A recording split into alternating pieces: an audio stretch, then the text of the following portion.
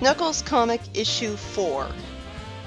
The story starts out with Vector swimming under a river, and already I was really confused because I assumed he had been taken into a crazy new dimension for some reason. I guess it didn't look watery enough. But no, he was just swimming randomly. I like how it's shown that he's the type to do that as a hobby, even singing in his head a parody of Under the Sea. So I guess he's a fan of The Little Mermaid, because that exists in the Sonic universe.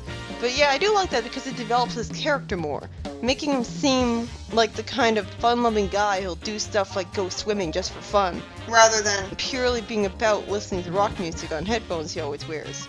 You'd think he'd want to keep those headphones or Walkman or whatever at home to avoid breaking them. But maybe it's just because he's not a careful person. Again, he's fun-loving. Those headphones must be waterproof to still work even when he goes underwater with them though.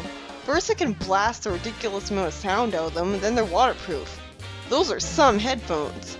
Anyways, his swimming around got him to see a Dark Legion goon all alone and try to pounce on it from the river, only for him to miss and get knocked out with a single punch, as a guy holding a weird device with sparks around him says that he's gonna go after Knuckles. That he's got his own echidna to fry.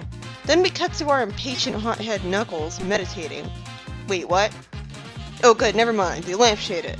As he wakes up smiling and Archimedes complains about him never taking his meditation training seriously. Well, why would he? He's just sitting there napping and humming like a doofus. That's what it looks like to me anyways. He's reminding me of Avatar Korra, who didn't really like meditating at first either. And she was hot-headed like him. Then Archimedes notices an enemy approaching from behind and warns Knuckles, smartly in a whisper, to attack when told. I gotta say, I find it pretty weird seeing people who look so menacing with their cloaks up talking like regular people, thugs even. Knuckles takes the hood off his enemy to see a pink-haired echidna. It doesn't make sense that female echidnas would have pink hair, either through gender dimorphism or dyeing it. Although Tikal is a girl and she doesn't have pink hair, so it looks weird in retrospect.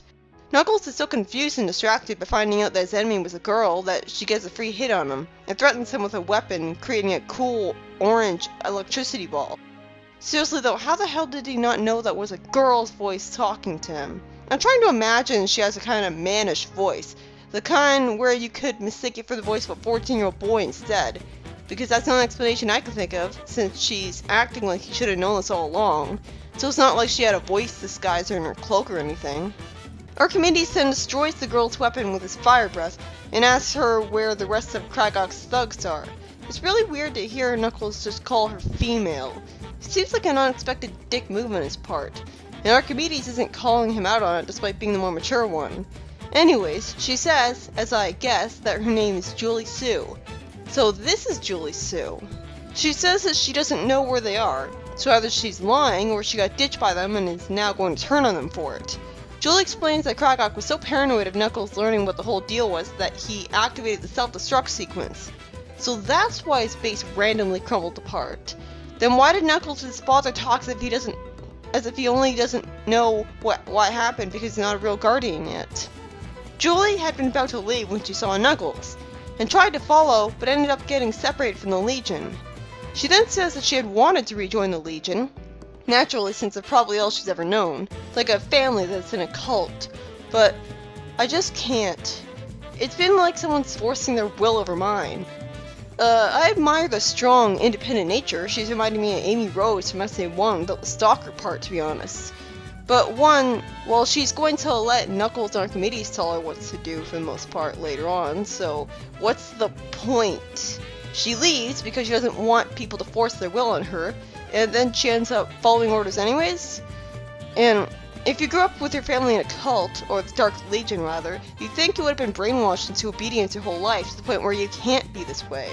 If she was the rebellious type, she would have left a long time ago, because she was really attached to her family then. I'm sure Kragok wouldn't have noticed one measly cloaked goon leaving him.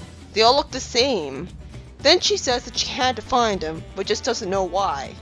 Makes sense, since not only was that her plan from the start and she's too stubborn and gave up on it, but also because the logic in the back of her mind was probably telling her that if she's getting herself separated from the support of her family now that she has even the weakest of excuses, Knuckles being the hero is all she has left for potential support. And because of a certain something that's explained way later. I'm well aware of it by this point.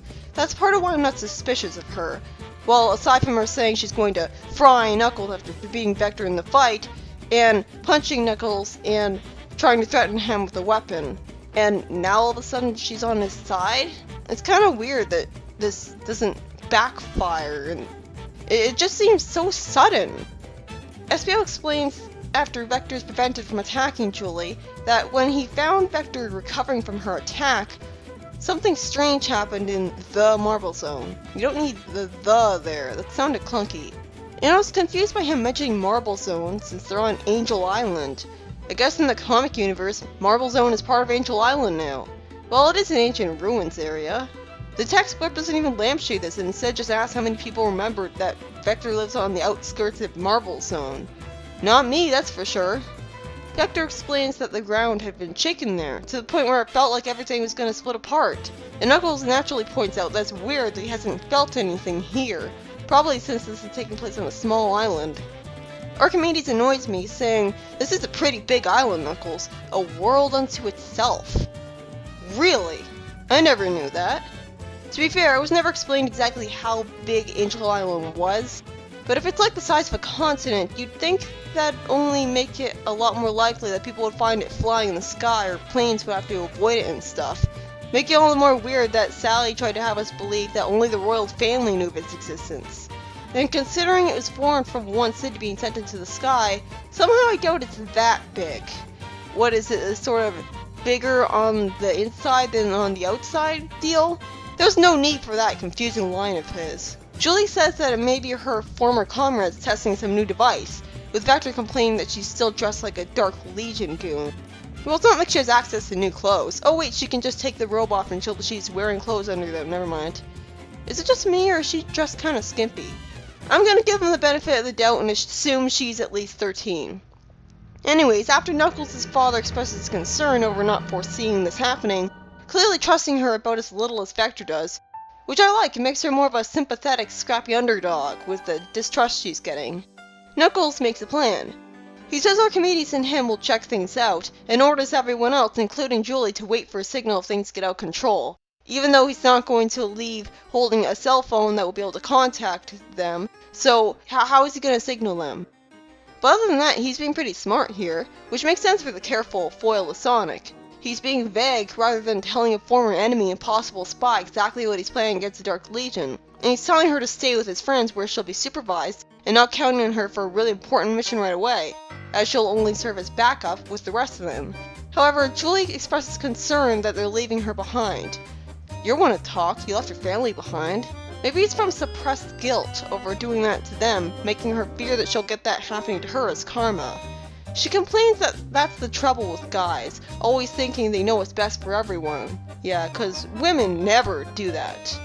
So, is she like a man-hater or something? Well, this is certainly new. Knuckles immediately relents and lets a potential double agent come with him on an important mission, when he could have easily just ignored her complaining. Knuckles' father and some other echidna who looks older than him seem very wary of this, and we cut to Knuckles and Julie complaining that they've been walking for hours without a single tremor, a tremor which would have clued them in to where they need to go. I kinda like how she talks, saying bub. It makes me imagine that she talks like a punk, which gives her a sort of rebellious delinquent who's still a hero appeal. After the two briefly argue, they get thrown upwards a little from tremors, I guess with light below them, and then they look at an advanced city they just noticed, so I'm assuming this means the city rose out of the ground. Archimedes is naturally really worried at seeing this, assuming that the Dark Legion made it, I guess. And Julie is just as surprised as Knuckles is, at least from what she's saying. So maybe they really kept Dark Legion goons in the dark, and only informed them of stuff the minute they're happening. Knuckles complains that it's back again. You mean Dimitri City, I guess? But his city was in Sandopolis. Guess they moved it. Why don't you blame me for everything else while you're at it? I like that line. It makes sense that she'd be annoyed by this. And as I kinda sympathize with her, it's cathartic reading it. At this point I really hope it's not revealed that she's a traitor after all right now. Archimedes breaks up the argument being the mature adult of the group and leads everyone into Echidnopolis. So the city was actually surrounded by a portal back in time. I'm loving this right now. I'm excited just looking at this. I thought it only existed in stories my father told me. Are you serious? Knuckles honestly thought it was just a fairy tale. Echidna society must have really regressed to the point of not even having third world level education standards if Knuckles didn't learn about this place in history class. Did his father even give him a history class? Julie notices that nobody's been paying attention to them, and wonders if they're just ghosts to them, which would have made no sense, but then that's disproven immediately as it seems that Knuckles was recognized by his mother.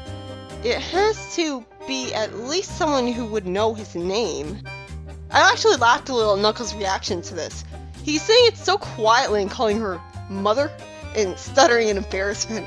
It's cute to see a tough guy so flustered. Still, it makes perfect sense that she's questioning. I can't believe that a son wouldn't recognize his own mother. Although it doesn't make sense that she's smiling while saying this. I'm pretty confused right now.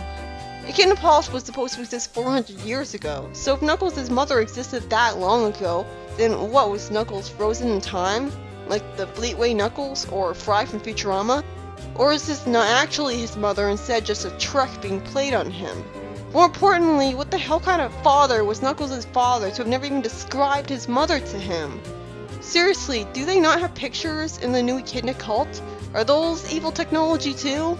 And Archimedes thinks that he's looking at some major damage control here. Why? What did he do?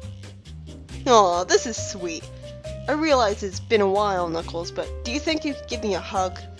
Knuckles then says that he thought she was dead, explaining why we haven't seen her until now. Then he elaborates that his father only said she was gone, and that he jumped to conclusions naturally. Knuckles explains that his father was the only Echidna he'd ever known until recently, so he had never thought to question it before. Sadly, the city disappears for some reason before he can get that hug or continue the conversation, and I'm completely on board with him snapping at Archimedes like this. His lines are really cathartic. I'm betting you know, Archie! I'll bet you know everything. What the deal is with my parents, why I haven't seen any other Echidnas until recently. Yes, you tell him! I still like Archimedes, but he really does deserve it for being sneaky and withholding information from his own friend for so long. Still though, how did Knuckles figure out that he knew everything? He didn't say anything. Archimedes insists that he's still not ready to know. He doesn't have much faith in him, does he?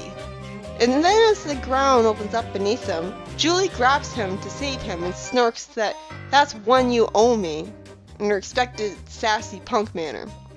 I gotta tell you, I'm loving her already. I was honestly expecting her to have no personality at all, or be a Mary Sue, considering how people who hate all the extra echidnas in this comic complained about Mary Sue utopias and stuff. But despite literally having the word Sue in her name, she doesn't qualify. She's just a spunky, entertaining character. And I love how she's interacting with the other characters, with Knuckles arguing with her not wanting to swallow his pride and admit that he needed her help, and with her showing respect and gratitude for Archimedes being the mediator of the situation, remarking, at least one of you has a link of common sense. I actually chuckled at that. That's a really charming line. And even more charming lines right after that, as she remarks, is he always like this? And Archimedes replies, he's actually gotten better.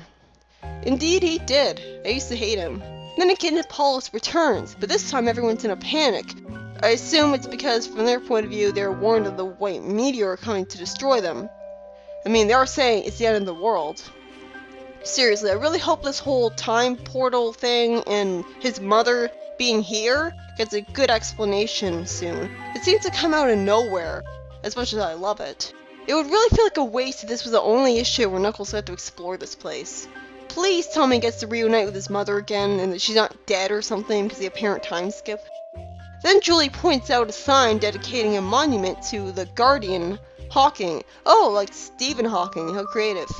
The creator of the hyperzone projector that their civilization endures because of for some reason. Don't worry, we're gonna find out about the hyperzone projector later. Knuckles comes to the conclusion, probably out of desperation, that they have to find out what happened to Hawking and his projector to get their answers.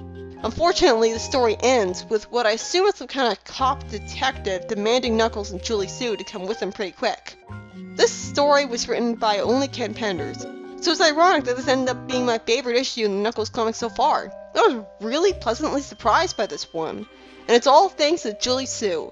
I didn't exactly have high hopes for her from what little I'd heard about her beforehand, But I was blown away by her entertaining, smoky punk personality. And she's a sympathetic, scrappy underdog character because some people don't trust her.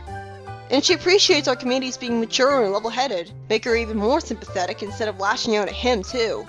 The only problem with her is that it's not really fully explained why she took the easiest possible lame excuse to abandon the Dark Legion and be buddies with Knuckles, especially after, she said she was gonna fry Knuckles and she punched him and tried to use a weapon against him, and now all of a sudden she's buddies with him? I can only assume it's that red string plot point introduced much later that's the only answer. I can accept that, in lieu of any better explanations.